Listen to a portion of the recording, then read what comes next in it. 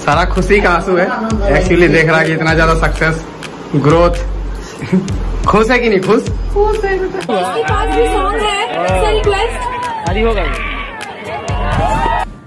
इतने बड़े यूट्यूबर हो के मनोज दे ने आखिर भाग की शादी क्यों की, आज जानेंगे इस वीडियो में हम। पहले आप एक क्लिप आपने जो देखी है उसमें आपने देखा है कि मनोज दे की माँ रोती हुई नजर आ रही हैं। शादी होने के बाद वो कर भी क्या सकती हैं, लेकिन इस शादी को लेके उनके घर में पहले से ही नाराज़गी चल रही थी। तो आज इन्होंने फाइनली घर से भाग की शादी कर ली है। तो इतने बड़े यूट्यूबर को घर से भाग की शादी क्यों करनी पड़ी, क्यों अपने माँ बाप को ये शादी में अपने नहीं शामिल कर सके। ना ही ज्योति के घर से कोई भी रिश्तेदार रिलेटिव शामिल हुआ है, ना ही मनोज दे के घर से कोई भी रिश्तेदार इनका शामिल हुआ है। तो आज करेंगे इसका बहुत बड़ा खुलासा। मनोज दे खुद अपना ये एक्सेप्ट कर रहे हैं।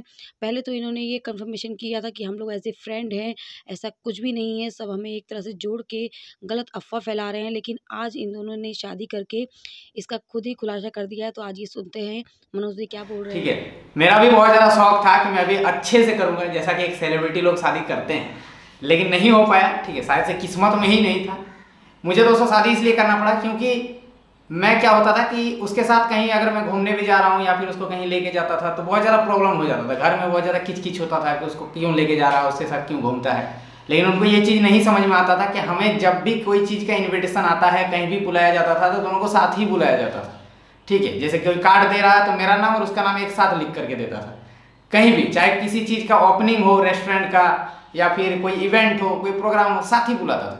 तो साथ में जाना पड़ता था। अब जैसे साथ में गया उसके अगले दिन घर में खिचखिच शुरू, मम्मी का पापा का। ठीक है, उन लोगों को मैं समझाता था कि हमारा शादी करवा दो, टेंशन ही खत्म हो जाएगा। क्योंकि लोग तो हमें एक दूसरे से जोड़ ही दिए हैं। ठीक है, सिर्फ मतलब कि ऑफिशियली जुड़ना बाकी है। सेकेंडली ऐसा हुआ था कि हम लोग एक रिसेप्शन पार्टी में गए थे। उसके बाद ऐसा हुआ कि घर में फिर से किचकिच करने लगा। मैं थोड़ा सा ये चीज़ को लेकर के काफ़ी ज़्यादा टेंशन में भी चल रहा था। कुछ दिन पहले मैं दिल्ली चला गया था, आप लोगों को पता ही होगा। वो मैं टेंशन में ही गया था घूम। तो मैंने सोचा कि ये बार बार का जो किचपिच है इसको एक ही बार में ख़त्म करते हैं।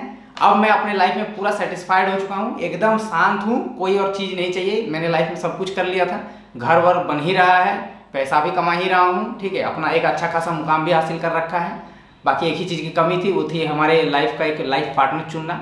और एक कहावत है कि ज़िंदगी में दो चीज़ अपने हिसाब से करना चाहिए, अपने पसंद से करना चाहिए। पहला करियर, कि आपको करियर आगे में क्या करना है, आपको क्या जॉब करना है, क्या काम करना है। और दूसरा भाई लाइफ पार्टनर, क्योंकि उसके साथ ज़िंदगी आपको बिताना है, पूरे लाइफ टाइम रहना आपको है। तो चलिए फिलहाल मैं अभी तो खुश हूँ, बाकी देखते हैं।